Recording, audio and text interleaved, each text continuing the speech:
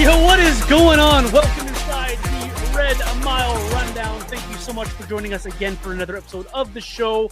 I am your host, Johnny Soap, and of course, alongside me, as always, from flamesnation.ca, it is Robert Munich. How we doing, Robert?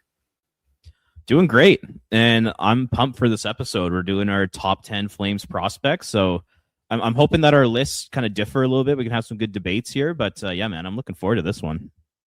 I'm going to guarantee our list will differ because I'm going to throw a wrench in my top four that you're not going to see coming, and it might be a cop-out, but we'll get into that later in the episode. It's going to be awesome. How was the weekend there, Robert? It was pretty void of sport. No more World Cup. There's no hockey yet, just some baseball. How was the weekend in Calgary for you? Loved the Stampeders game on Friday. That was super entertaining. Vernon Adams is just lighting up the CFL, so that was pretty fun to watch, and had some good family time. And, you know, in Calgary here, it's just boiling hot. Like, we're talking like 30 degrees plus, and it's just been awful. And all I want is October to come around because I'm not a big summer guy. It where I'm at, it hit 38 degrees yesterday. So I spent some time indoors, we'll say, yesterday. It was a good weekend to just be in the air conditioner and just try to enjoy time with the family. The kids were a little stir crazy because they didn't want to go outside because it was too hot, but being inside kind of sucked too. So you're playing those fun games with children and trying to get things done today. They started swim lessons this week, outdoor pool, so they're enjoying that portion of their summer. To be a kid with no school during the summer again, eh, Robert? Must be nice. Yeah, it must be nice. Let's dive into this top 10 prospect list. We're going to count it down. We got some honorable mentions. For the sake of our conversation, just let the listeners know, if you've played over 30 NHL games, we are disqualifying you from this list. So that means the trio of Zane Parekh, Matt Vagridin, and Hunter Brzustevich do not qualify for our list.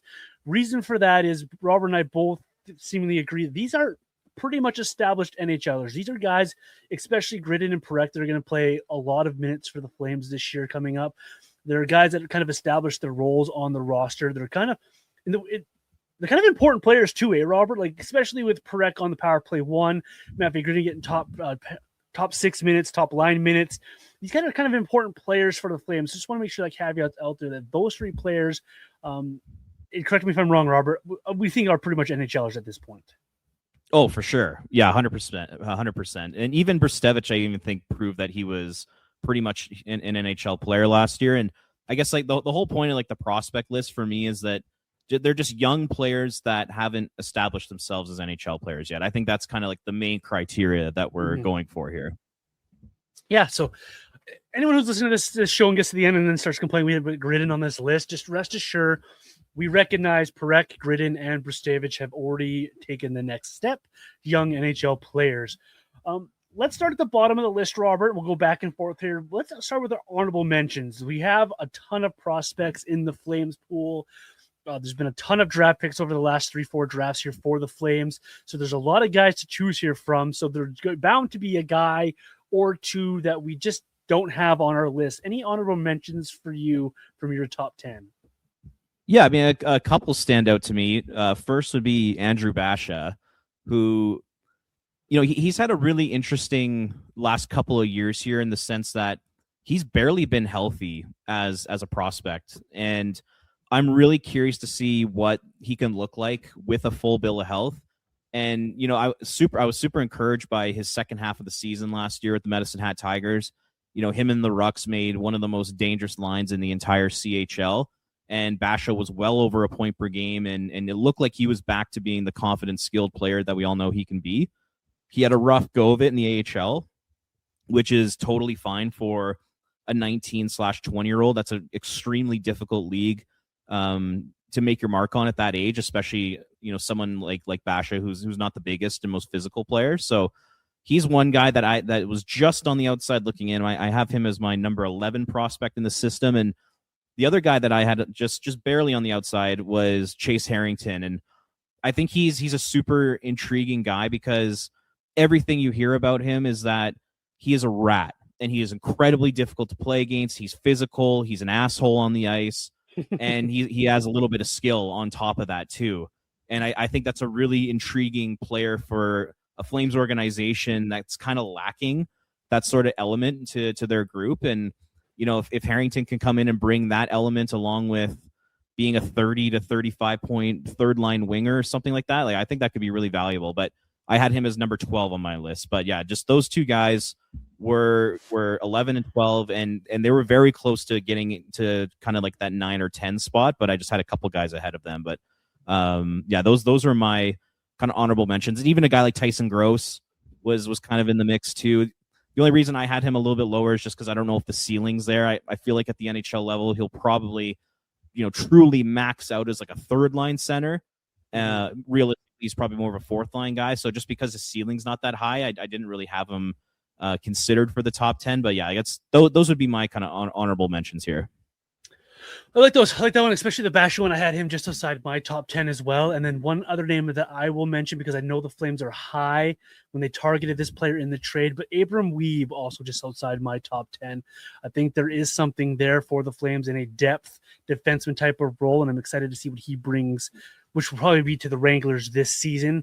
And I think there is something there in a 6-7 role for Abram Reeb if he can develop into those things. And I know the Flames are really high on him. I love what you mentioned there about Chase Harrington. He is a bit of an a-hole when it comes to playing the game of hockey. And if you watch the Western Hockey League, you're gonna love watching him play for Spokane. He's going back to play for the Chiefs here. Let's start this countdown off at number 10. I'll go first here because I got two guys. I'm going to cheat here because there's two guys that I think that are kind of 10A and 10B in this conversation, and they're both goaltenders for me, Robert. I've got Kirill Zarubin and Tobias Triegel both at the same spot here on this list. One of these two guys is going to blossom, and I can't quite put my finger on who it is, and so I'm cheating. Yes, I'm going to cheat. That's fine because I made the list, and this is my show, and I'm cheating here because I think that one of these two goaltenders, if not both of them, could blossom into be backup level or higher at the National Hockey League level.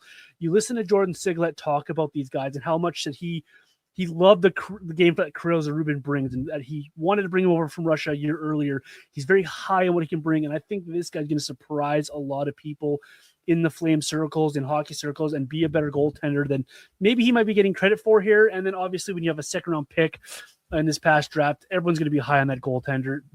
He should have a really good year in the NCAA. And so I have a dual goaltenders in my 10 spot, Robert. And go ahead and give me grief for picking two guys at one spot, but I don't care. Hey, like you said, it's your show. You're the CEO of the Red Mile Rundown. You're power tripping a bit, but I'm okay with it. Mine's similar. No, go ahead. I got number 10. Yeah, I got Tobias Triegel as well. The 6'4" Czech goaltender that the Flames traded up to get in the second round. Mm-hmm. First goalie taken off the board in this most recent draft here. And yeah, he's a super athletic, massive goalie. I was at the Flames rookie development camp. I was standing at ice level, basically directly across from him on the goal line, watching him in the one end. And man, is he good. You can just tell he's super athletic. He's super steady. Barely any shots went in on him. Like, I was really, really impressed. And just, if the Flames identify somebody in the draft as the best goalie, I think Jordan Sigalet and that whole goaltending department, they deserve the benefit of the doubt when it comes to their ability to find goalies. Because, since that whole goaltending department was hired in Calgary, some of the guys they found have been super impressive, whether it's Dustin Wolf in the 7th round, Devin Cooley off kind of the scrap heap of free agency. Mm-hmm. I don't think there was a ton of interest in him. They get Dan Vladar for a 3rd rounder, and even, getting a guy like David Riddick out of obscurity in the Czech Republic. This goaltending group, they know what they're doing.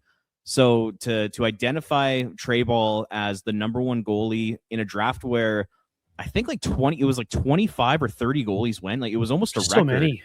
Yeah. So many, it's crazy. So for the Flames to get the best goalie out of that draft class, I think says a lot. And for Sigalet and company to identify him and want to trade up for him, I also think says a lot. So yeah, I think the future's bright in the Flames crease, whether it's, Dustin Wolf, who signed for the next 7 years, Devin Cooley. We don't know what's going to happen in the future. He might pull a Dan Vladar, but if he decides to stay, that would be great. They got the 3 Russian kids and Yegorov, Sergeyev, and the other guy you just mentioned, drawing a blank here, Zarubin.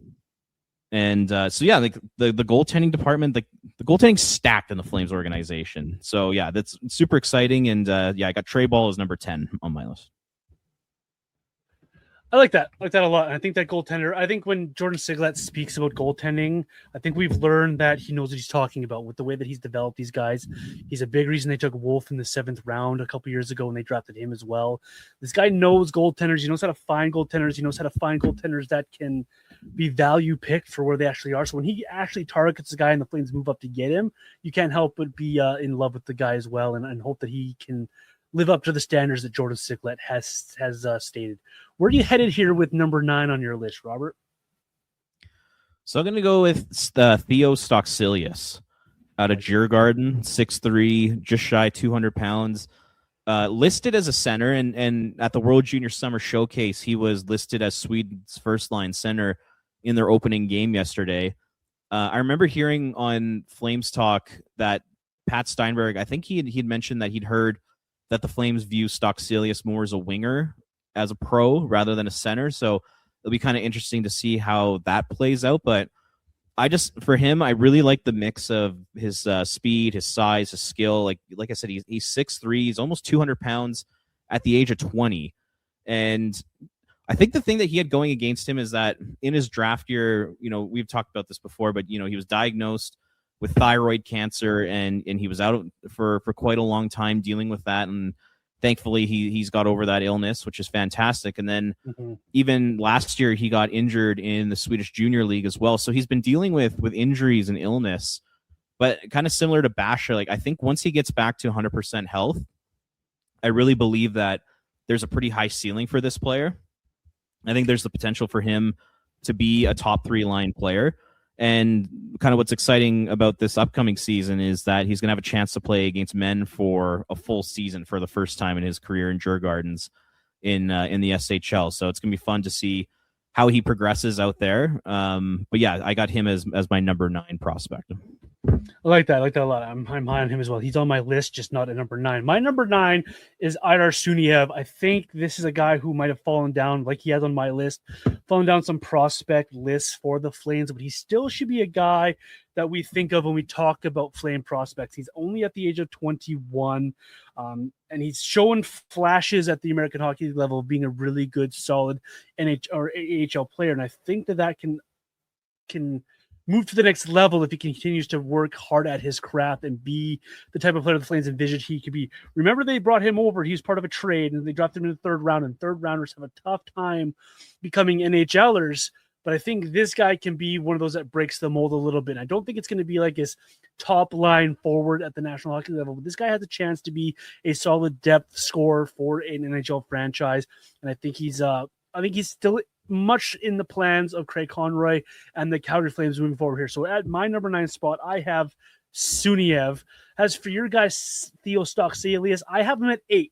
So not too far away from what you have. And for all the reasons that you mentioned for Theo Stocksilius, this guy's a dog on a bone. This guy plays hard. He plays a good game. I do question if he's a winger as well, rather than a center at the National Hockey League level or higher levels. And this is a guy that wins. He has 2 championships in the last 2 years over in Sweden, playing at the junior level over there. So this guy is a winner. This guy knows how to play hard. He's got a good frame on him. So I have him at my number 8 spot. I'm really high on Theo as well. And then, yeah, at my 8, I have Suniev. So ours are just really switched close by 1 spot there. And the thing I really like about Suniev is that I think he has that dynamic element to his game that not a ton of players have. Yep. And like you can definitely see it in the American Hockey League. And this is a guy who scores goals. Like the hardest thing to do in professional hockey is to put the puck in the back of the net.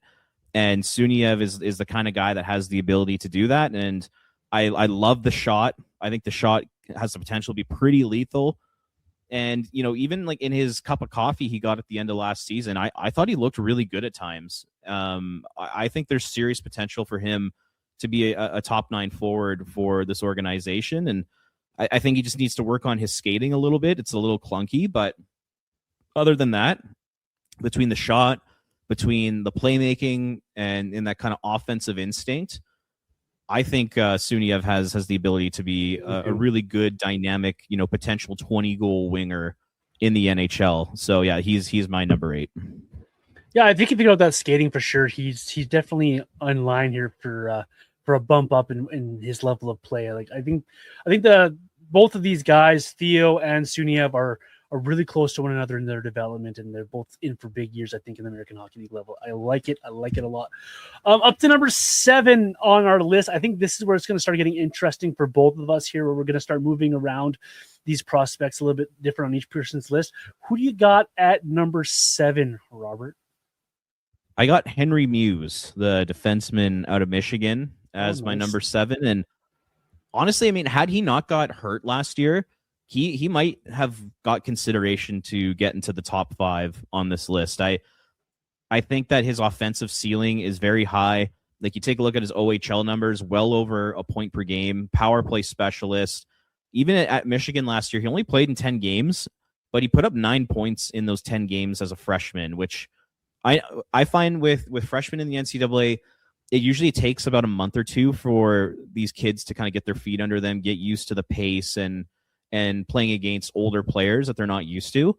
But it seemed like Muse kind of just picked it up like right away, which I thought was really, really impressive. And yeah, he was really starting to hit his stride. He was on a strong trajectory until he got that knee injury, which sucks. But I still think that there's a nice high ceiling for this player. The one issue I have with him in the Flames organization right now is that he is a right shot.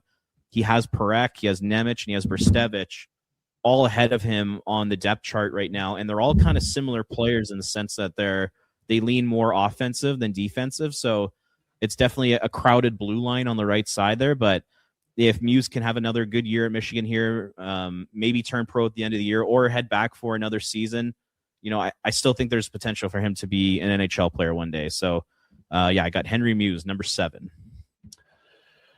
I like that pick because I also have Muse at 7. Surprisingly, I thought we'd have a little bit different list here, but I'd like Henry Muse for everything that you just mentioned there. I think there is a path for him to be an NHLer and to do a similar role to what a Zane Parekh does or a Nemec does in the National Hockey League level. I do wonder how he rebounds from the injury, and it's a big year for him into college because that team that he is on added a bunch of skill as well, and you know that guys are going to take away some of his playing time, so he's going to have a little bit of adversity in college this season coming up for him. But if he can battle through that and show what he's made of, I think that he's going to skyrocket on a lot of other people's prospect lists. So Henry Muse, that's a good pick at 7 there, Robert. It's like we read one another's list there. Well, in the one you had mentioned that Michigan added a bunch of talent, and one of those players they added was Landon DuPont.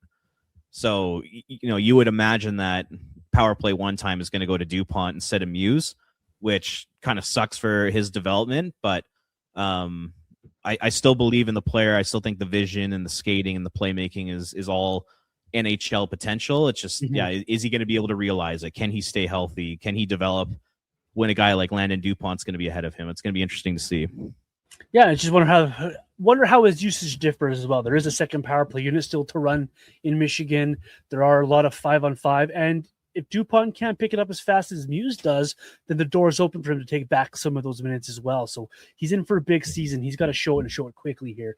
I like that one a lot. Good call there. Number 6 on my list. I've got a guy that people are also calling maybe a winger, not a center, and how he develops. He also is coming off a big injury as well last year. I have Colin Potter at my 6th spot. I'm not sure what he is coming off this injury. I'm not sure what he projects as for you long term. I think he might be more of a winger than a center for me, but this is a guy who is high on a lot of people's lists. This is a guy that Team USA looks at for their tournaments at the World Junior level. This is a guy who the Flames are really high on. They targeted him at the end of the first round when he was drafted.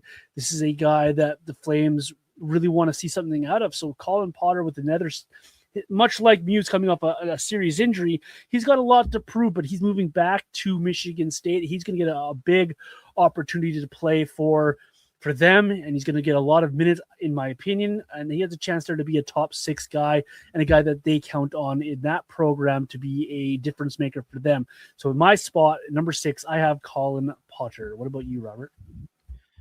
Yeah, number 6, I got something a little different. I'll go Jack Hextall. Like it? At number 6, the most recent 30th overall pick in last year's draft for the Flames, a right shot center with some size and some skill.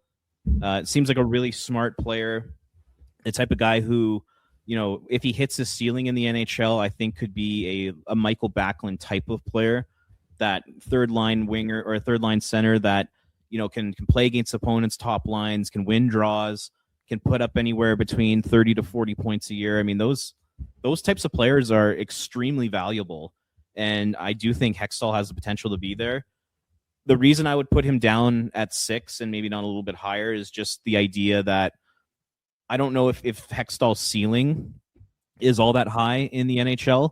I mean, this is a player in his draft year who was under a point per game in the USHL, and that type of production at that age in that league doesn't necessarily lead to a ton of offensive success in the NHL. But I do think that there's potential there for him to be, a really solid player for this team in the future. So I'll put Hextall at number 6 on my list. I like it. I like it a lot. I would imagine knowing what a big Hextall guy you are, I'm assuming he's number 1 on your list this year. He's close. He's in my 5 hole for a lot of things you just mentioned, really. And I put him at 5 ahead of Potter at 6 because I think he is a center at the next level where I'm not sure Potter is. And for me, these two guys project very similar. These are guys that could be middle 6 guys at the NHL level, can play different sort of roles. I think Hextall is going to be more of the two-way type of player that can do a lot of the things that Michael Backlund does, maybe not to Michael Backlund's level, and can be a guy that can be kind of on that third line where I think Potter might be able to get second line winger type of minutes. But for me, these two guys are really neck and neck for their development and how they take the next step. Oddly enough, they're going to be teammates as well coming up this season, so maybe they play together on a line coming up down the line for Michigan State. And I really just like what Hextall brings to the table. And I know people are going to look at his points like you did there, Robert, and there's nothing wrong with that.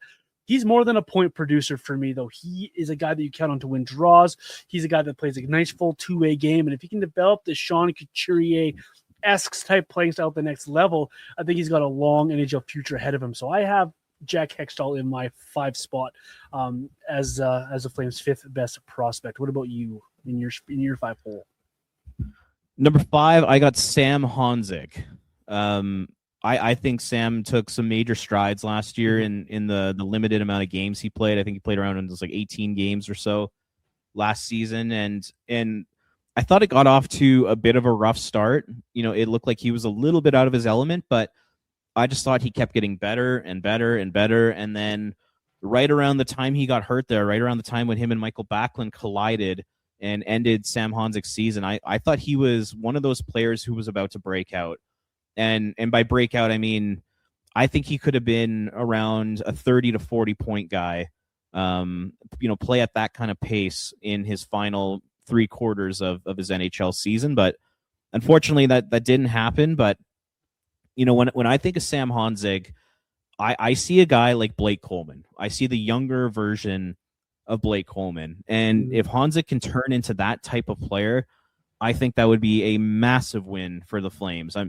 Because I see a big guy, like a really good frame on him, really good skater, like one of the best skaters on the Flames right now, a smart player, a guy that can play good defense. And, the other part of his game I really started to like was I thought he started to get a little bit more physical, and I thought he became a better forechecker for the Flames as time was going on last year. And then, he does show flashes of brilliance on the offensive side of things. I mean, we've seen him score some nice goals as a member of the Flames, both in the regular season and in the preseason too. I don't know if you remember a couple years ago when he had that one goal where he danced around Vince Dunn and made a great move at the front of the net to score a nice goal. So I see a Blake Coleman type of player there. And if I'm Ryan Huska and I'm the Flames, I am stapling Honzek to Michael Backlund all season next year and saying, let Michael Backlund take Sam under his wing, show him how to be a great 200-foot player, show him how to be a Blake Coleman style guy. And if he can stay healthy and be consistent, I really believe that Honzek has a really nice 10 to 15 year NHL career ahead of him where he's going to be a really solid 200-foot player and could probably make a lot of money. So yeah, I got Honzek at number 5. This is how I know our lists are going to be different because I didn't put Honzek on my list at all. And the reason I did how that, could you? Hear me out here. Okay. And this is the reason I didn't do it. He played 23 NHL games in his career, so he's close to the 30-game mark that we have our cutoff on. But if it wasn't for that injury, everything that suggests that Honzek did last year would have said he would have been on Michael Backlund's wing pretty much the whole year. And he would have been a player that continually developed on that line. So for me, I left him off the list because I think he already is an NHLer. I think he fits into the young hockey players category that we put Perek and them in. He's not as high profile as those guys, obviously, because of the love that they're getting. But I think if it wasn't for that injury, you would have saw Sam Honzek play alongside Coleman and Backlund for the majority of the season and continue to get better as his numbers got better and as he learned the hockey game. So for me, it's not to say that Honzek's not a high prospect for the Flames. He's just not for me on this list anymore. I think he's earned a little bit. I know you got to do it in order to be taken off the list, but I think he's pretty much earned that for me. So if I left him off the list, and I'm putting him in that category of young NHL hockey players. And I know that'll upset some people because he hasn't really shown he can be healthy and a mainstay in the lineup. But if it wasn't for that injury, I honestly believe that he would have been a guy that played most of that season with Michael Backlund. And so for that reason, I left him off my list. And it's no disrespect to number 29. Yeah, Sam Honzek, if you're listening to the podcast right now, I just want to apologize on behalf of the Red Mile Rundown for the disrespect John is showing you, not having you in the top 10. That is disgusting. I'm a huge fan of you, and I believe in you. Just want to throw that out there. Is it disrespect, though, if I've already said he's graduated off the list? So that's a fair point.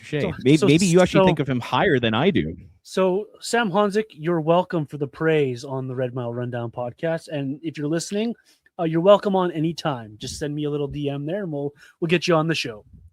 So this will get some good motivation for Sam for heading into next season. So either one of us is hitting on Sam Honzek and the other person loves him. I think that's how that's coming out here, Robert. Sam Honzek, though, is a good pick to be on the list if you put him on your top 10 list for the reasons that you mentioned there, Robert. But for me, he's better than this list at the moment. Number 4, into the top 4 we head here, and I think we got some similar names going in here, but I know we're going to have a bit of a difference because I've left Sam Honzek off my list altogether. Number 4 for me, Ethan Wittenbach, the freshman phenom who blossomed onto the scene. Anyone who says they saw the season from Ethan Wittenbach, I'm going to call you a liar. No one saw what he did coming. The Flames drafted him in the 5th round. This guy came out of nowhere and be able to have 59 points in 40 games, help lead the Bobcats to some success, and be a guy that plays well above his draft stock, his draft position, I think is a big nod to what Ethan can be at the NHL level or the next level. At 19 years old, he's a right shot, which the Flames really severely need. He's got a smaller frame at only 5'10", but this player is showing some flashes and, dare I say, kind of Johnny Gaudreau-esque projection for a guy like Ethan Wittenbach. And I'm excited to see what he does at Quinnipiac this season for the Bobcats. So for me, at number 4, Ethan Wittenbach. I'm curious to know who's going to be your top 3 here, because I think there's 2 locks, but I'm curious to know who that third is. But we'll get there. You're about to find out at 3. But yeah, I like that. At number 4 for me, I got Colin Potter. I just think, had he not got hurt last year, I really believe that he would be in the conversation to be in the top 3 Flames prospects. I just think that he's got that dynamic speed to him. One of the best when he got drafted in 2025, a lot of the draft experts had said that he is literally the best skater out of that draft class.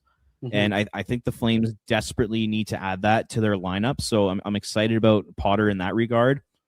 I really like the offensive skill set. I like the hands. I think he just brings that dynamic element to the Flames prospect system that they're kind of lacking right now. There's not a ton of great skaters, basically in the organization as a whole. So I really like that. And he's going to go off to Michigan State. He's going to be playing at a much better program. He's been at Arizona State the last couple years. He's going to be playing with a lot of really good players, a lot of drafted players, and he's going to be playing for a good coach and a good system. So I'm really excited to see how he develops this year. And then, he's going to get signed in come March or April, whenever Michigan State season comes to an end. He's going to get signed, and I don't know if he's going to end up playing in the NHL or the AHL, but really, really intrigued to see what he can bring. And I think when it comes to when it comes to like my rankings, a lot of it just comes down to what I think these players' ceilings are. And I think if Potter hits his ceiling, that he has the potential to be a dynamic top 6 forward and most likely on the wing. But I think like his offensive ceiling is a little bit higher than guys that I had behind him, like a Sam Honzik, like a Jack Hextall or Suniev, those types of players. I think he could be a little bit more in that regard. So that's why I have him at number 4. I like it. And you kind of mentioned it there, but when you look at Potter long term, do you more think of him as more of a center or think of him as more of a winger player? Definitely a winger. I'd be pretty surprised if he was a center. You don't see a ton of guys his size playing center in the NHL unless you're, the elite of the elite. And, I won't close the door on that possibility, but I think he will end up being a winger. I just think he kind of profiles, on the wing rather than center. Like it. I like it. I agree with that a lot. Before I get to my 3, Robert, I'll let you go first on this one. Where do you go for your top 3 at number 3 here? So yeah, starting out the top 3, this was tough because I had it down to 2 guys for the 2 and 3 spot and really splitting hairs here. But for me at number 3, I'll go with Cole Reshny, the center out of North Dakota. I think, we saw it at the World Juniors. We saw it in the NCAA last year. For a guy his age and at his size, he had a really, really strong year last year. And the part of his game that I really like and I think is kind of underrated is just his vision and his playmaking. And I think that might be like the most underrated skill in professional hockey, because I really believe that the players that have the high-end vision, the high-end passing ability, those are the types of players that make their line mates better. And they set up their line mates and they put them in positions to have success offensively. And I think Reshny is that kind of player. Like, he's got great hands. He can win draws. He can play in the penalty kill. He can play some defense. Like, he's got a very well-rounded game. So I got Cole Reshny as my number 3. And I was trying to think of maybe an NHL comparison for him. And I was looking at, I could see him being a less productive Nicholas Backstrom, like not the biggest guy in the world, not like the best skater, but a really smart player, a great passer, a guy that can set his teammates up. Backstrom was anywhere from like a 65 to 80 point center. I could see Reshny being in that kind of 55 to 65 point range. So maybe just a slightly less productive kind of Nicholas Backstrom sort of player. But yeah, I got Reshny as my number 3. Reshny reminds me of Mark Savard. That's who he reminds me of. That's an interesting one. That would be my comp. A guy who can play make, but also score some goals. We'll get to Cole Reshny on my list in a second here. My 3 here, this is where I'm going to kind of go off board a little bit. This is where I'm either going to get a lot of hate or some people are going to like it. The Flames really need to draft a center and really need to play into that role. And this coming up season, the Flames are going to be a bad team by all accounts, and they're going to project to be a bad team, therefore making their 2027 first round draft pick the most valuable pick in the franchise, and therefore turning that player into a top 3 automatic top prospect. So for me, I'm going to cop out here and I'm going to say the 2027 first round draft pick is your 3rd most important prospect already in this franchise. And people will laugh at it, people will scoff at it.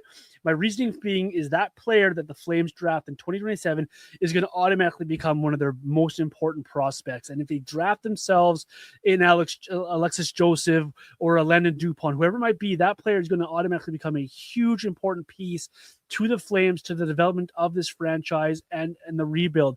So if I'm not allowed to have the draft pick, this is where I would have put Sam Honzik if I put him on my list. But I went for the draft pick because I think how important this draft pick and this player is going to be for the long-term health of the Flames and of the franchise. So for me, the third most important prospect is the 2027 first round pick. What say you? You're breaking rules left, right, and center here, hey? Hey, it's our show. We can do what we want. And is it really a rule break? Because it's going to be a top prospect. Come on. We put in a whole bunch of rules, whole bunch of qualifications. You start out by having 2 guys ranked at number 10. You say Sam Honzik's not eligible for this list, even though he's only played 23 games. You have a guy that doesn't even play for the Flames. We don't even know who this player is as your number 3 prospect in the system. You're all over the place today, John. I love it. Yeah, it's what you do. This is how you create content and conversation. Is you go off board a little bit and hopefully people hate it or love it, and let them let you know their opinions. Hey, you're making it interesting. 100%. I like it. They don't want to be You're boring. you're keeping If me we on my had the toes today. I don't know where you're going next. if we had the exact same 10, you know how boring that would be? Like it's Or it would yeah. just indicate that we're just brilliant hockey minds and we think similarly. Hey, I think we are brilliant hockey minds. I'm just thinking a little bit outside the box today on the show. I'm almost scared to see who you have as number one. Is it going to be the guy who's their 2032 first round pick or something like that? Number one will be Yegor Yegorov, goaltender. Yeah. No, just kidding. Just kidding. So my number two guy is going to be Kolresny. Going back to Kolresny in the conversation, you laid it out beautifully why he's a top 3 prospect in the Flames organization. He's arguably one of the most important guys moving forward for this franchise. People are heaping a lot of praise on what Cole brings. He should be in line for a huge upgrade in leadership and being counted on at North Dakota. They're going to heap a whole bunch of responsibility onto Kolresny. He had a really good season last year, and I think this guy can project to be a really good number 2 center in the National Hockey League. I like your comp of Nicholas Backstrom, that style of hockey player. I went with Mark Savard, a guy who makes a lot. And I just think that this guy is going to be very important for the Flames. He's going to be counted on for years to come, and hopefully they can get this guy to meet the expectations and meet what people project of this player, because I really like what Cole brings and his interviews. This guy's dialed in. This guy wants to be counted on. This guy wants the responsibility. This guy wants to be counted on to be a top prospect for the organization, and he's not shying away from it at all. He's going straight into it, and I love that from when you have a prospect going straight into the fire and they want to be part of the solution for the Flames. So I have Kolresny at number 2 on my list, and I think it's well earned by the centerman. What do you got? Know what? You could make an argument that if we were to rank this in terms of the player who is the most important prospect in the Flames system, or the player that the Flames are going to have to rely on to get out of this rebuild, you could make an argument that Reshney could be number 1 just because of the lack of centers.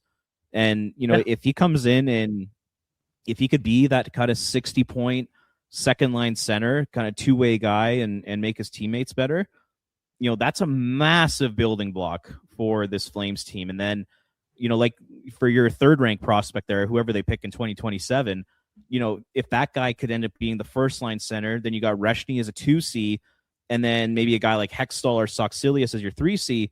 All of a sudden now center is the strength 100%. Of your organization.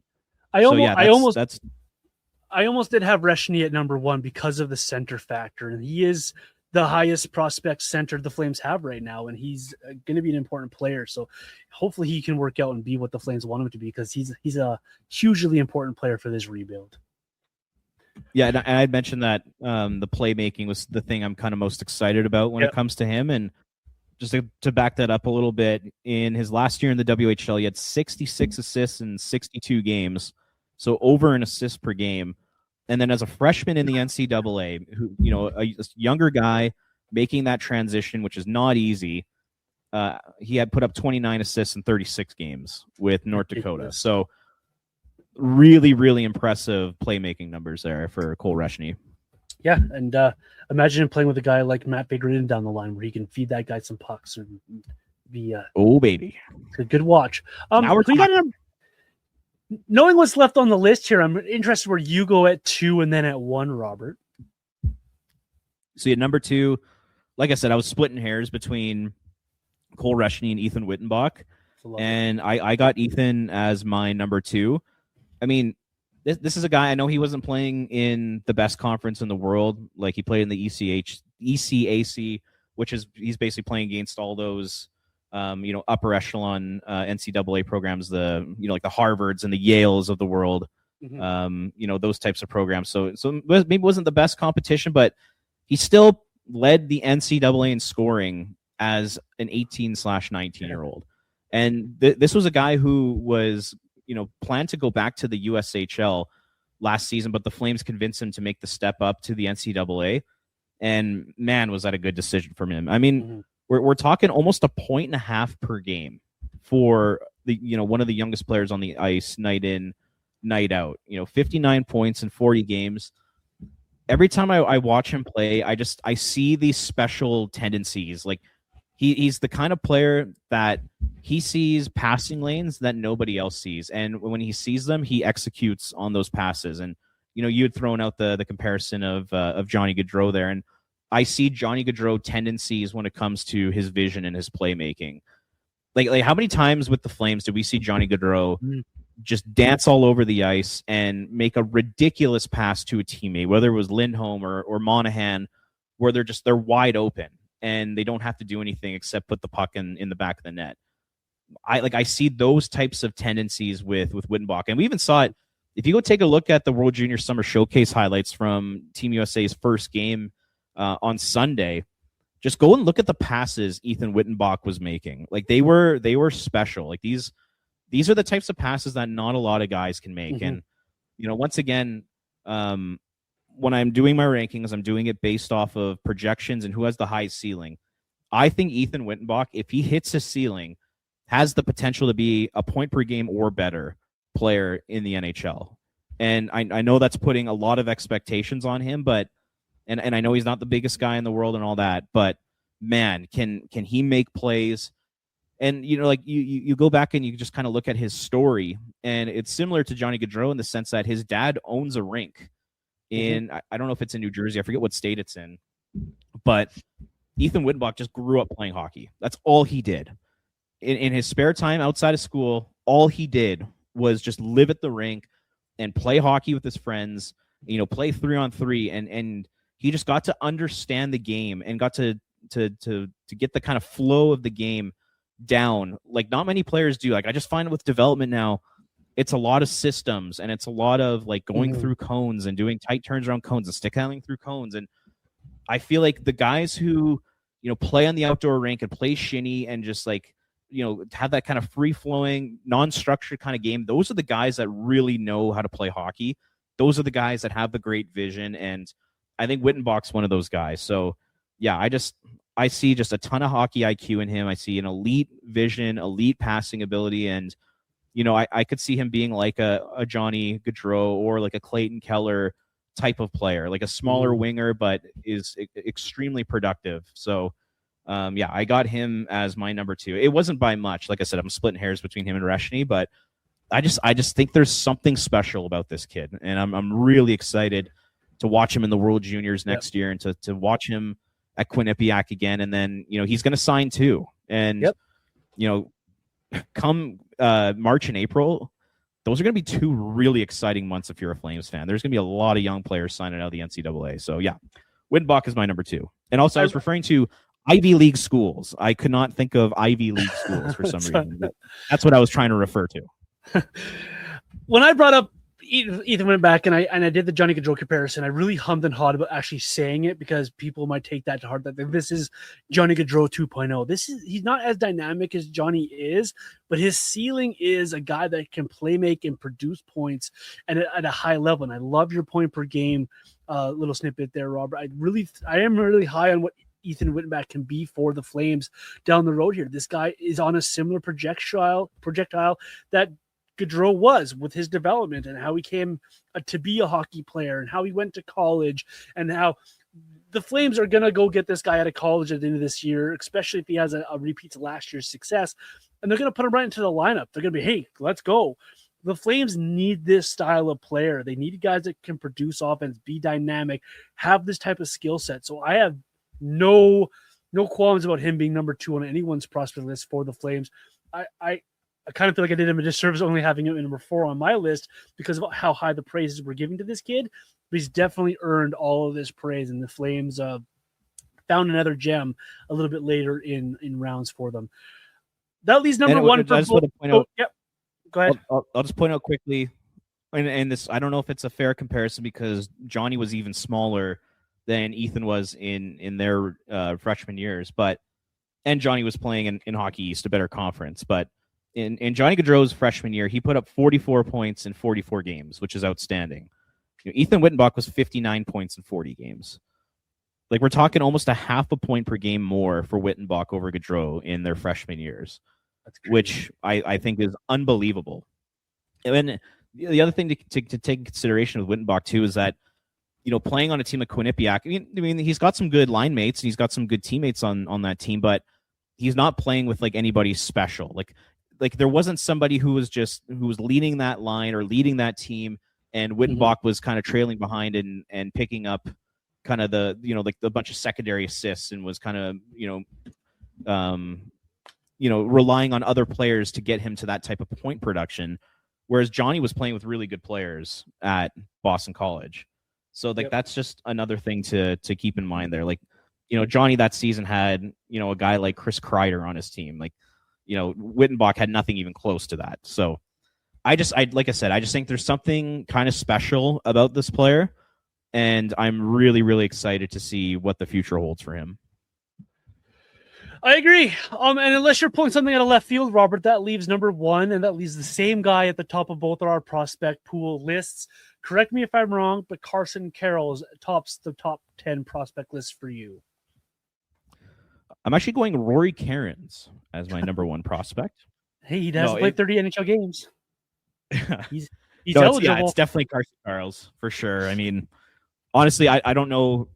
I don't know if you could put anybody else at number one other than Carl's. Like, I don't know if there's a legitimate argument to be made. I mean, yes, there's the whole Reshny center thing, or, if you think Wittenbach's going to be over a point per game, maybe you think he'll be more of an impact player. But I think as of right now, it's got to be Carson Carl's. I mean, the guy is just the full package when it comes to a hockey player. Like, he's got everything. He's got the offense. He put up 73 points in 58 games at Prince George last year.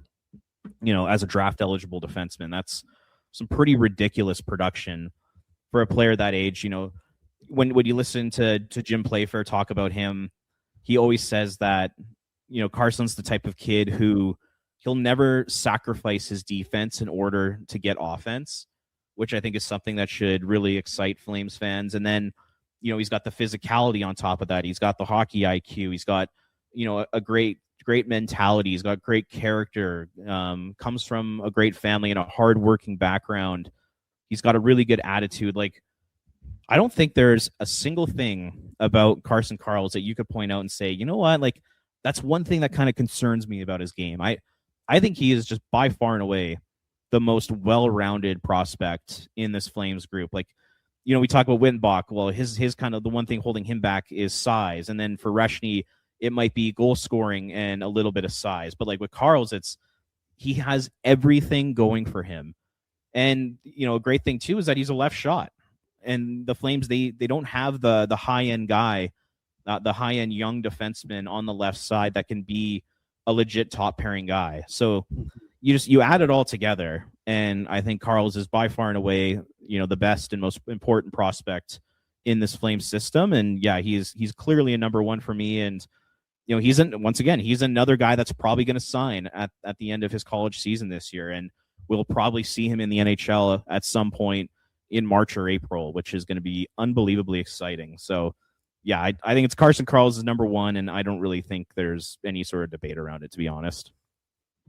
Yeah, when I started out my list, it took me 10 seconds to say no, Reshi's not number one, and I put Carson Carroll there because he is exactly what you want as a top prospect in your organization. He's a guy, he pretty much asks for this too, right? Begging to be picked by an NHL team in Canada, begging to be put into the fire, begging to be a guy that a team relies on to be the answer for their rebuild or their struggling franchise.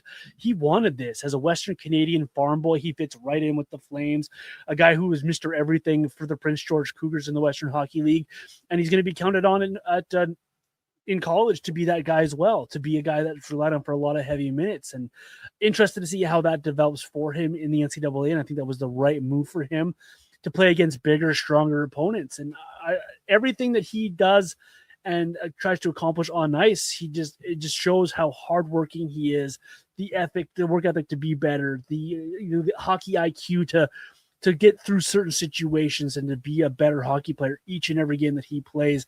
This guy's awesome. He's a good interview. He's a great kid. He's a phenomenal hockey player. He brings a bit of size to his game as well at 6'2". He brings that left shot that you mentioned there, Robert, that the Flames really, really need. And he's going to be paired up with a guy like a Zane Parekh or a Simon Nemec for years to come on that Flames blue line. And you look at that Flames blue line down the road here, it's a pretty impressive top four they can roll out pretty quick here. And if a guy like Carson Carroll, he was called captain material. He was called a leader. He was called all sorts of things by former coaches and by scouts around the National Hockey League. He was compared to certain NHLers. Like I saw a Sanderson comparison. I saw Miro Heiskanen comparison, and I'm not sure he's going to be that level offensively at the National Hockey League level, but the praise that he gets is because he earns it, and he's the guy that the Flames really need to help them get out of this rebuild, and he's going to be an anchor for the Flames on that back end. So excited for Carson Karels. I'm so excited for him to be as a member of the Calgary Flames here, because this is a guy that's going to be a ton of fun to watch and a ton of fun to root for, and I think his jersey is going to be one of the best-selling jerseys at the new rink when that opens up as well, Robert. So both of us getting to Carson Karels at number 1 on our top 10 prospects. Pretty easy choice for us, Robert. So where do you rank this group of prospects among other groups of prospects in Flames history? We'll call it over the last, say, 20 years or 25 years since we've really been. This is the best, because you're talking about a dynamic player in Wittenbach. You're talking about how good Koresny can be as a center. We're comparing him to guys who are top 6 centers in this league. You got a top prospect in Carson Karels who can be an anchor for your back end. We left off 3 dynamic players that people are really high on that are already in the National Hockey League. You know, the ceiling for Hextall and Potter and Stocksalius is up there. I don't remember a list this deep that you are high on this many guys. Like, legitimately, we have 10 guys here that we could projectly see in the National Hockey League in the next 2 seasons, and we wouldn't be stretching for any of these names, to be honest. Yeah, I totally agree. And even just, you know, like I've been to like a whole bunch of rookie camps, you know, over the last 10 years. And I would say that was the best collection of talent and speed and skill I've ever seen. And like Craig Conroy has just done such a great job bringing in all of these guys and pretty much changing the way the Flames go about their draft and what they prioritize. You know, all the credit in the world goes to Craig Conroy, Todd Button, and the scouting staff for the work that they've done over the last 3 years. Like, really, really impressive stuff. You mean you didn't enjoy the Hunter Smiths and Greg Nemus's picks of the world? Yeah, not really. I'm being honest, not really. The other thing with I was going to say Leland Irving didn't take your fancy there to Leland Irving. No, not really, not really. Oh my God, those were some brutal drafts. What was Daryl Sutter doing as GM? What was he doing? Was it his goal to sabotage the team? Well, when you prioritize size, then you just got to get some. You just got to get those guys. You just got to get the Keys and Kanziks of the world on your roster, because they're just big guys. At least with Treliving, like he did draft Kachuk and Anderson and Mangiapane, and even like I know the Adam Fox didn't play for the Flames. That's still a great pick. Did he draft Kachuk, or did Kachuk fall in his laps because the Canucks suck? Well, it's a mix of both. You know, they could have taken somebody else at number 6, so give them credit that they actually made the pick. But I guess the rumor at that time was that the Flames loved Puljujarvi. So, you know, thank God that he got picked ahead of them. Sheesh. Yeah, swing and a miss. Swing and a miss. Nice to see the draft has changed it a little bit here. Yeah, 100%. And when it comes to the prospects, there's going to be 2 incredibly exciting times this year. Actually, we'll go 3. One will be the World Juniors. Yep. This will be the best collection of players who have been drafted by the Flames to play at the World Juniors in their team's history. I mean, like, you take a look at Team Canada. Cole Reschke, there's a legitimate argument that he could be the number 1 center on that team this year, because it's a bunch. It's like him and Coots and Malhotra. Like, there's not like a ton of like high end guys, but like Cole Reschke could be the number 1 center. Carson Karels could be a top pairing defenseman on that team. Then you go over to Team USA and you have Ethan Wittenbach, who I can guarantee will probably be a top line winger. Cullen Potter is probably going to make that team. Jack Hextall has a chance to make that team. And then on Sweden, you got a guy like Theo Stocksilius, who, like I mentioned earlier, he was listed as the number 1 center for Sweden at the World Junior Summer Showcase. You know, we're talking multiple players in high leverage roles for their teams. And there's going to be Tobias Treball for Czechia as well. Like we're talking starting goalies, first line centers, top pairing defensemen, number 1 wingers. Like, this is going to be super, super exciting. And then on top of that, you'll have a bunch of guys who sign out of college: Potter, Reschke, Wittenbach, Karls, you know, as 4 guaranteed guys who are probably going to sign. And then you'll have the draft. So, I mean, if you love prospects and you love tracking, you know, young players within the Flames system, this year is going to be a dream just a dream for you. Mm-hmm. So yeah, it's just, I can't wait. It's going to be a lot of fun. It's going to be a lot of rough nights with the NHL team this year, but if you want to focus your attention on some of the younger guys, man, there's going to be a lot to look forward to. Yeah, this is the part where I encourage people to enjoy the journey of the rebuild, because you are going to have some hard nights watching the NHL roster, and you're going to be disheartened when they lose 8-2 in Washington or whatever it might be. But you look at this part of the journey where they're building something in the future. Like, you look 3-4 seasons down the road here, how exciting this roster can be, and it starts with these players, these drafts, putting together these lists, and projecting these guys out. Like, not everyone's going to hit at their full potential, but even to have half these guys hit what we think they're going to hit, it's just an exciting thing to think about and it's exciting to watch. And so this is part of the journey of building a long-term sustainable franchise who's competitive year in and year out. This is what you go through, and this is the downside of it, where you have to watch the NHL team struggle, but you have these exciting prospects to watch. I really encourage people to watch more junior hockey, watch some NCAA, watch these prospects coming up, be familiar with their games, because you're going to be excited for the future. You're going to be entertained by the product that these players are putting on the ice, and it's going to give you a little bit of hope for what's probably going to be a couple seasons more of really down Flames hockey, and trying to watch Sharon Govich flutter pucks on a power play too, or you're going to be watching Michael Backlund struggle to keep up with the NHL game as it gets a little faster in those type of situations. You know, you're going to have those nights in the National Hockey League. You got some exciting prospects coming, and it's very, very exciting for me to watch these guys come through and to project out what this roster is going to be like, Robert. It's exciting to see this much skill and have this much dynamic players in the Flame system. I'm very excited for it. Very, very excited for it. We have another topic here, Robert, we want to talk about, but before we get there, anything else on the prospects that we want to bring up here? No, that was pretty comprehensive. That was a good deep dive right there. So no, I got really nothing else to add. I mean, I'd mentioned the guys that were just on the outside looking in, the honorable mentions. Like I said, outside of guys like Basha and Harrington, I think once you get past those guys, the drop off is pretty steep. I don't know if a guy like Maceo Phillips is ever going to make the top 10, or Eric Jameson, Jonathan Castagna, like those types of guys. I think they all have the potential to maybe get to the NHL one day, but I just don't think they're in the same category right now as the other guys we talked about. So yeah, I think that we'll call it top 12 is really strong. And then, if you're doing a top 20 list, like 13 through 20 is good. But I just don't think it's got the same upside as the guys that we had mentioned in the top 12 there. But I mean, really, really exciting time to be a Flames fan. It's going to take a few years to get there, but Craig Conroy has poured the foundation, and the key to building a great home is a strong foundation. And Conroy's done just that. And now it's up to the development staff, and it's up to these players themselves to get to the point where we think they can get to. So yeah, it's going to be really fun over the next, we'll call it 2 to 3 years, to see how a lot of these guys develop. You wrote an interesting article on flamesnation.ca about the fan experience in Canada and about how it's declining slowly. So why don't you set us up for this conversation, Robert, in this article that you wrote here? Because it got a lot of play on social media, a lot of comments on the article by itself. But why don't you set us up for this conversation here about the fan experience in Canada slowly declining here?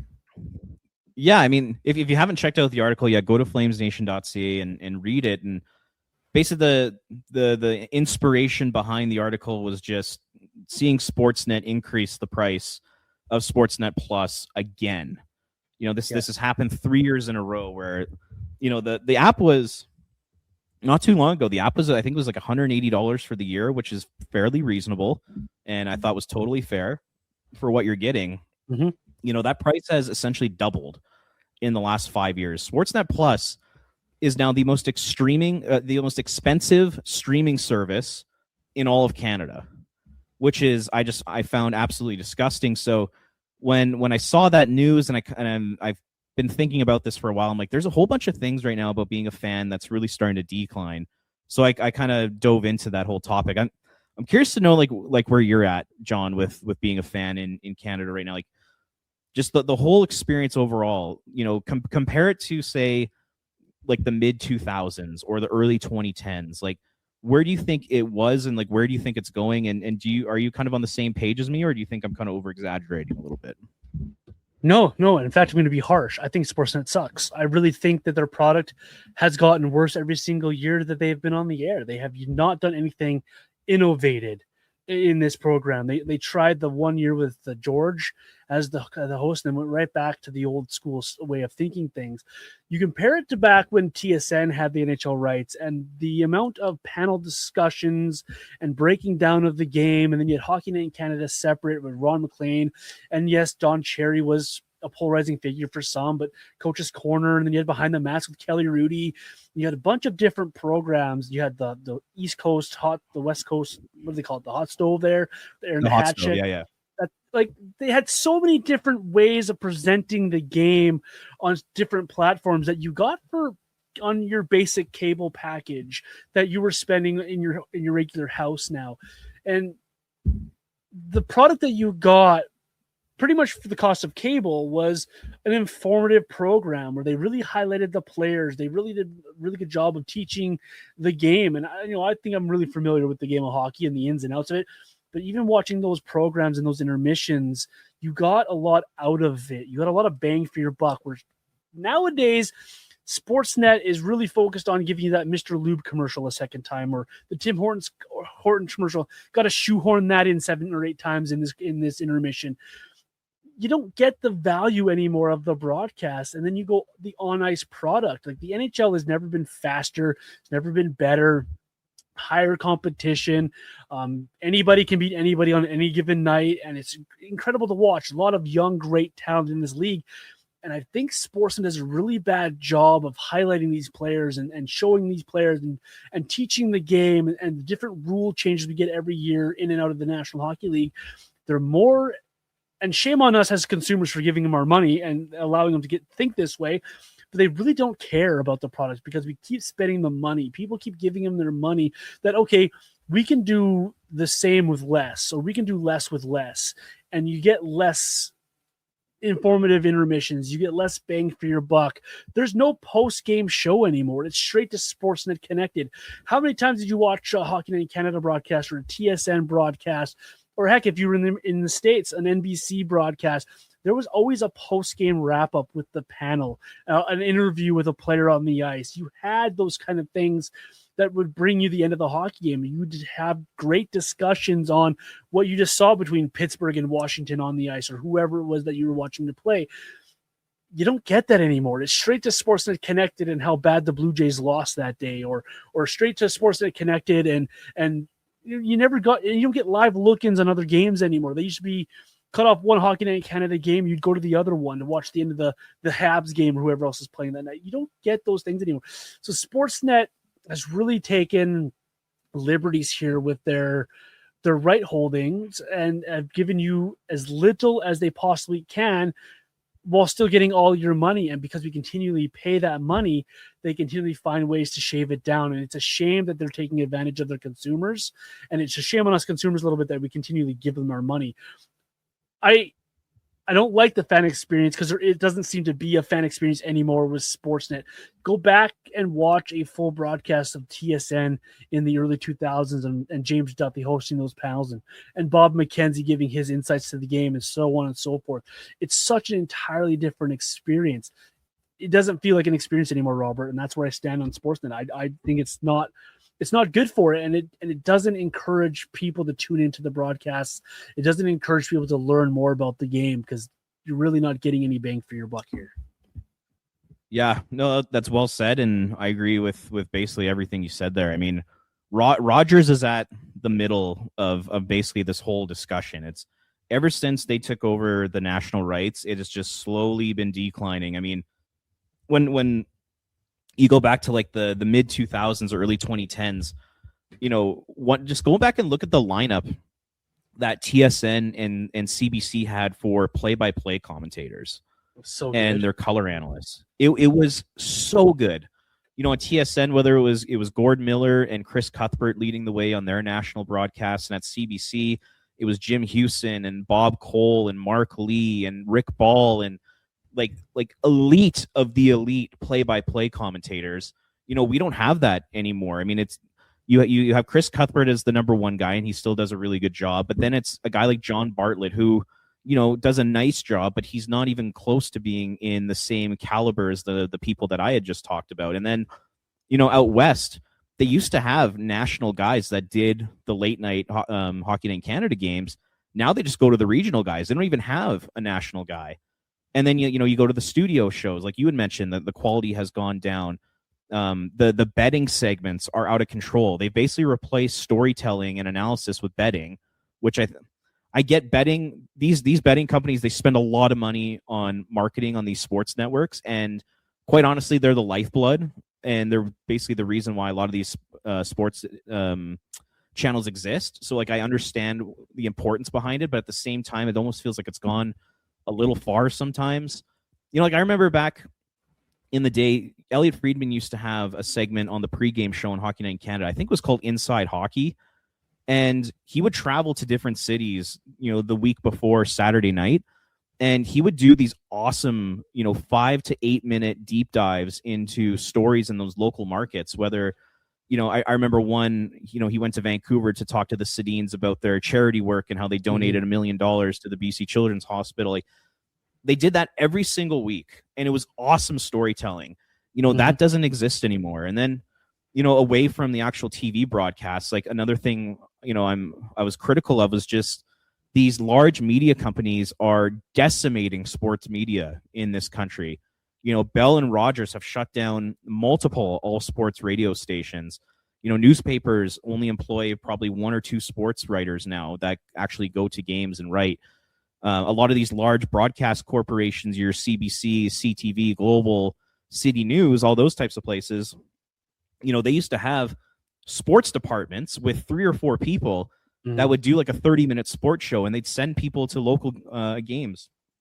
They'd send people to the Stamps and the Flames and do stories. Those don't exist anymore. Like, these large companies have really eroded and kind of destroyed sports media in Canada. And like, that's one of like the fun parts of being a fan, is hearing different thoughts and different opinions, and listening to different shows and like all that kind of stuff. Like, you don't have that anymore.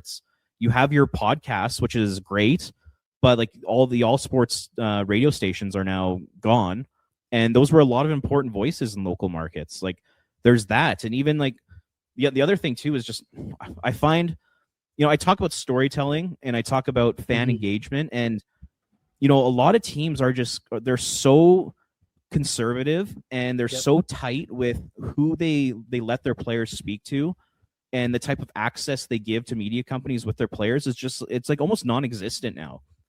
Like with the Flames last year, how many times did we hear a one-on-one interview with a player and a media company? It was basically, well, I mean, it would be like Nazem Kadri playing in his 1,000th game would do a 10-minute interview on Fan 960. Like there are probably 4 or 5 one-on-one interviews between a player and Pat Steinberg, throughout the year, like where they're actually like in studio having like a really like kind of deep, detailed conversation, not like in a scrum or something like that. Eric Francis would get the odd scoop or the odd one-on-one article with a guy who maybe had a contract coming up soon or something like that. That's it. Like, you never hear Flames players on podcasts. You never see them doing long form interviews. You never see them, doing interviews about, how they grew up, or like what's their favorite part of living in the city, or a lot of the charity work they do. Like, you don't see a ton of that stuff. And like, if you're a fan, that's the kind of content you want to see. And the one line I put in the article that I think resonated with a lot of people is just the fact that fans want to cheer for players that they feel like they have a connection with and they have a little bit of a relationship with.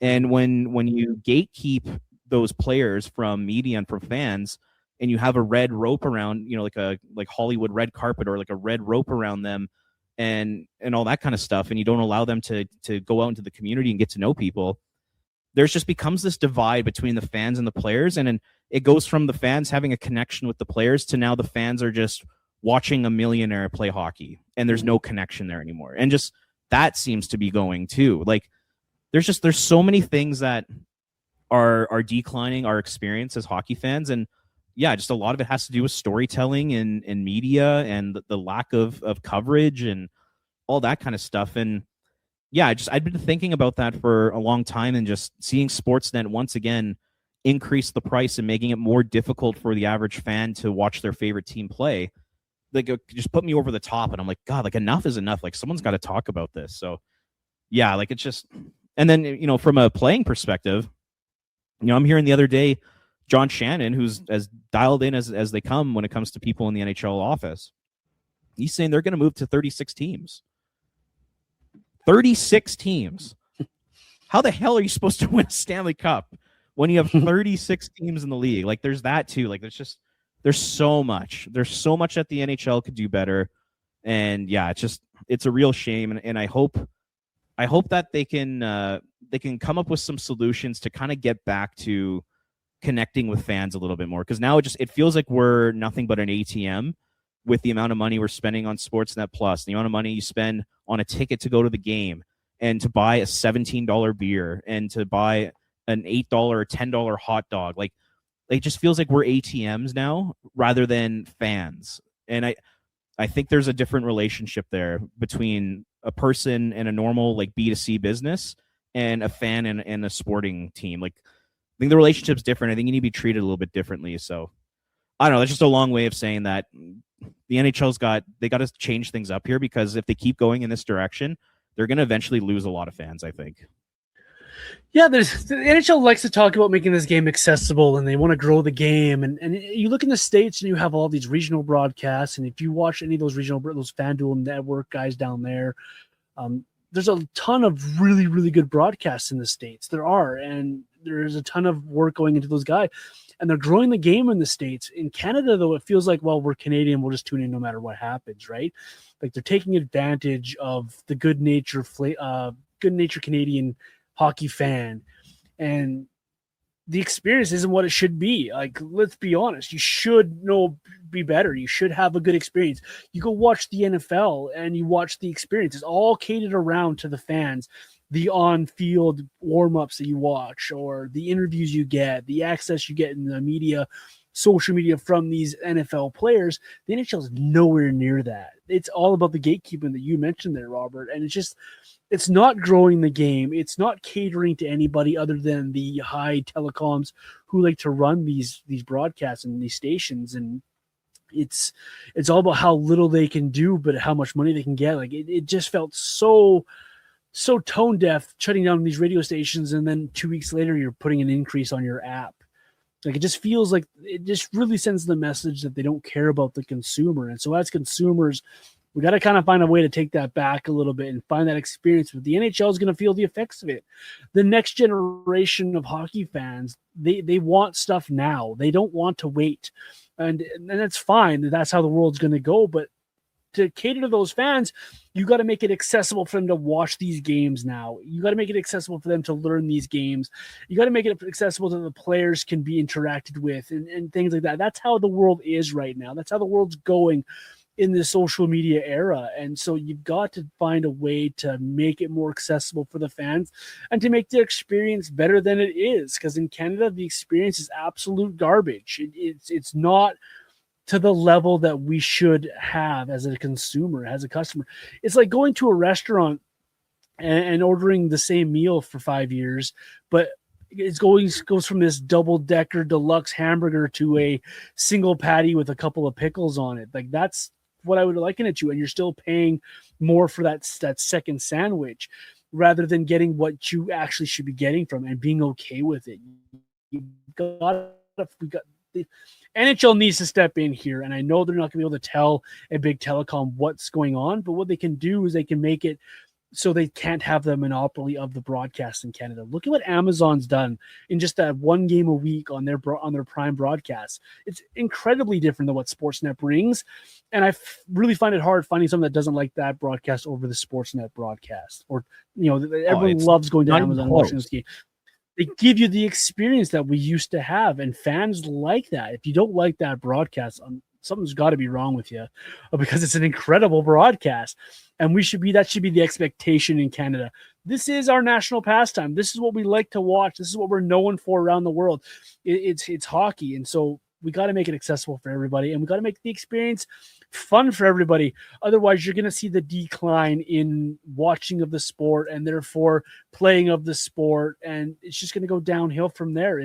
The effects of a bad broadcast is more than just less people watching a TV broadcast. It goes to the playing levels, the interest levels in the sport. It's a far more reaching factors and consequences than I think Sportsnet and Rogers is thinking about. Because right now it looks like they're only thinking about their bottom line, and that's a shame. I love your analogy there of like you going to your favorite restaurant, and then all of a sudden they get new ownership, and they think serving an inferior product at a cheaper price, for them in terms of cost, but charging you the same price or more is the way to go about running a business. And Rogers has done exactly that with their hockey coverage. And the Amazon comparison is fantastic. I mean, with Amazon, you get an awesome pregame show where you get something different, where you kind of get the sights and sounds of the arena during warm-ups, which is super cool. I love it. And then you get a panel, and then you get storytelling, and then you get intermissions where they do more storytelling and they interview the GM and do all that kind of stuff. Then they have a post-game show. Like that should be happening for regional broadcasts as well. And then same for national broadcasts on Rogers too. And they do that to a certain extent, but not to the same quality that Amazon does. And even just like things like the picture and the audio on Amazon is substantially better than what you get on Sportsnet right now. It's just frustrating. It just feels like as hockey fans, we're being charged more and more and more in terms of our wallets and our bank accounts to consume an inferior product. And like I will say, like the product on the ice that the NHL is putting on is awesome. Like I love watching hockey today. The skill and the speed, the physicality, like it's awesome hockey, but it's everything surrounding the game right now that has taken a hit. And it's a changing world, it's a changing landscape, and it just feels like the NHL hasn't caught up yet when it comes to that. Like we'll just use the Flames as an example, just because this is a Flames podcast here, but this could be applied to basically every team in the league.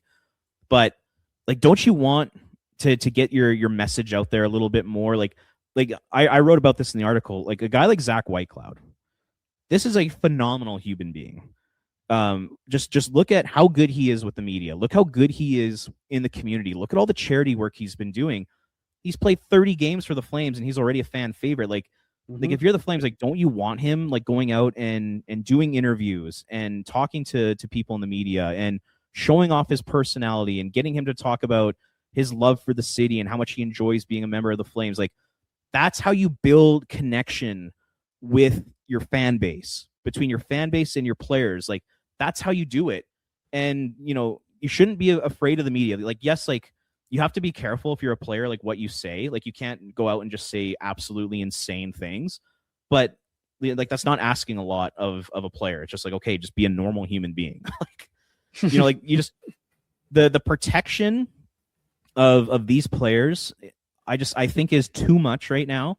And we've built such a gap between your average fan and a player that now it just feels like these players are multi-millionaires and they're only here to play hockey. Whereas like if you do a better job of storytelling, and you get them out, talking to fans more, and you get them out in the community more, and you do more interviews, and you encourage them to post more on social media about how much they're enjoying being in Calgary, all of a sudden the fans are going to fall in love with these players. Like Whitecloud and a guy like Devin Cooley are fantastic examples of that. Like people love these guys. So, put your players out there more. And if you do that, like it's going to lead to your city enjoying your team more.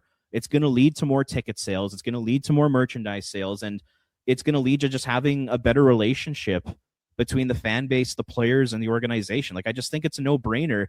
And we used to have that. Like, back in the day, like I remember Eric Duhatschek talking on a podcast one time saying in the 1980s and 90s when he was covering the Flames, he could just go into the locker room and just have a one-on-one chat with a guy.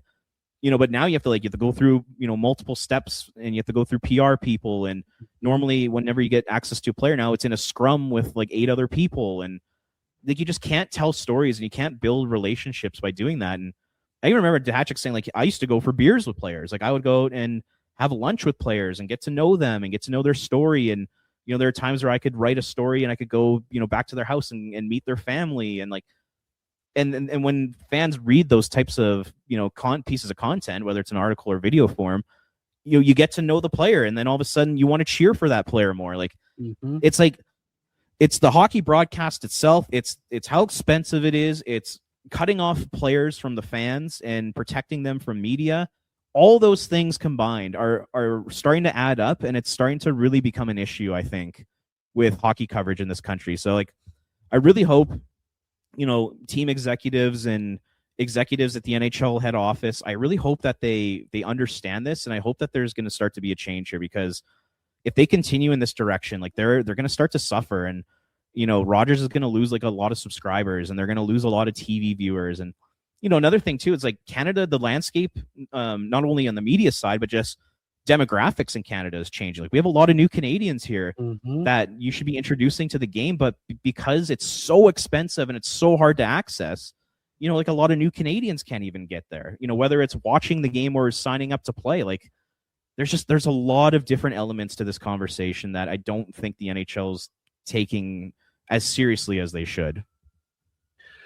If they want to grow the game, they're not doing a very good job of it in Canada. They might be growing in the States and in Sweden or Finland, but in Canada it is not growing. It is going the other direction. It is concerning, and Sportsnet is at the forefront of that. I miss Eric DeHatchik's coverage. He was awesome.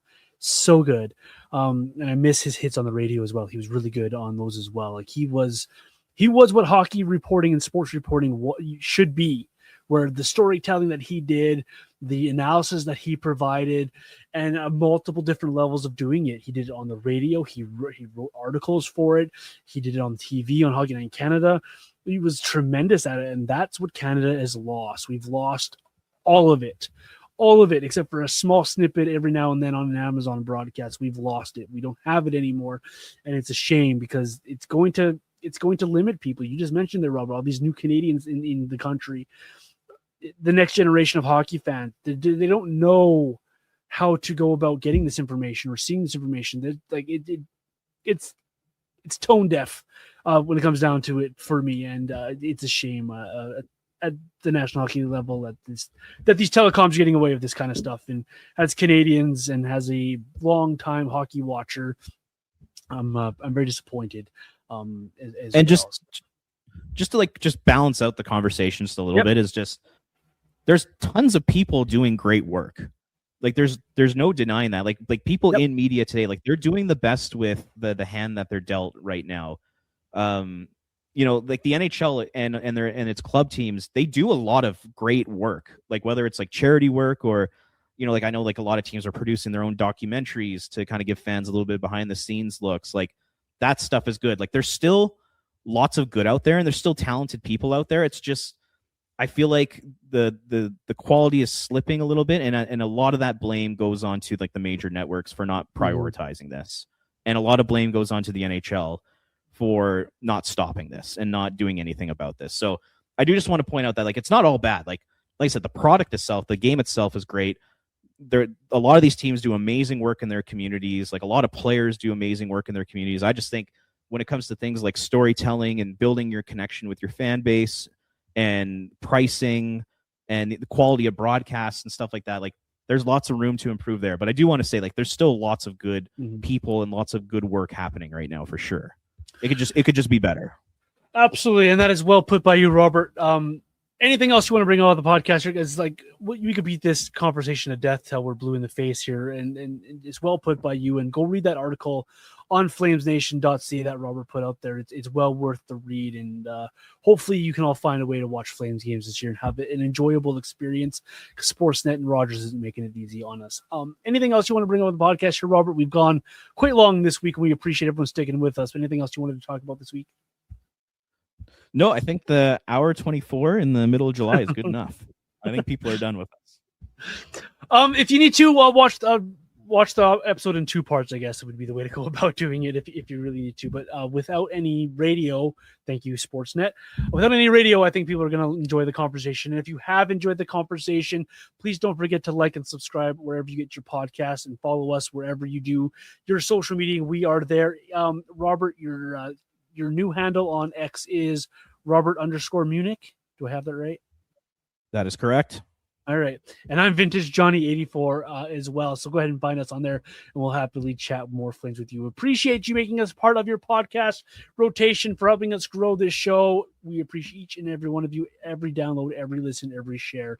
Until next week, enjoy your week. Enjoy some more summer. It's still nice and warm. So get out to those pools and enjoy your time with your family. We'll see you next week here on the Red Mile Rundown.